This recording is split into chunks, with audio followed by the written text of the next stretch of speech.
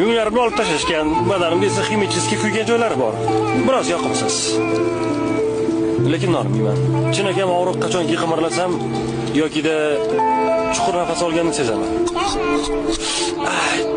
Mana hozirgidek. Men tajriba quyonchasiman. Men otam ham, onam ham, singlim ham, bolalarim ham, xullas, hammasi tajriba quyonchasi bo'lishgan. Ular hammasi o'lib ketishgan. Men ham qismatim shu. Biz shu uchun dunyoga kelganmiz. Quyonlar uchun bu sharafli ish.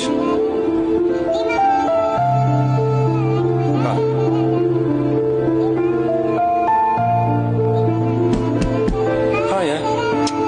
İşim boshlandi.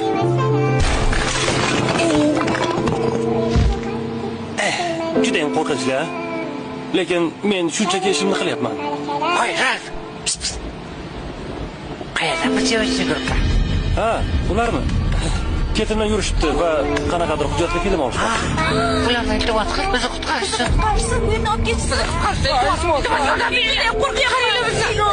Men shuni eshitdim. Okey. Menga qarang. Bu joyni kesib tashlab bo'ladi-ku.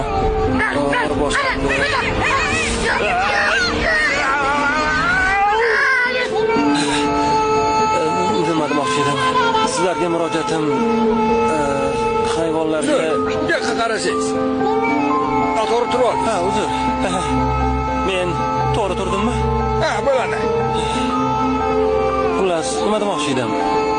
Sizlarga murojaatim hayvonlarga tajriba qilib ishlab chiqaradigan kosmetika, ko'zdagi suriladigan shampunlar, quyoshga qarshi kremlar, umuman barchasi vannangizda turgan hamma kremlar, kosmetikalar. Sizlar bo'lmaganingizda men ochig'i ishsiz qolgan bo'lardim. Qayerdadir o'rmonda. Oddiy quyondek.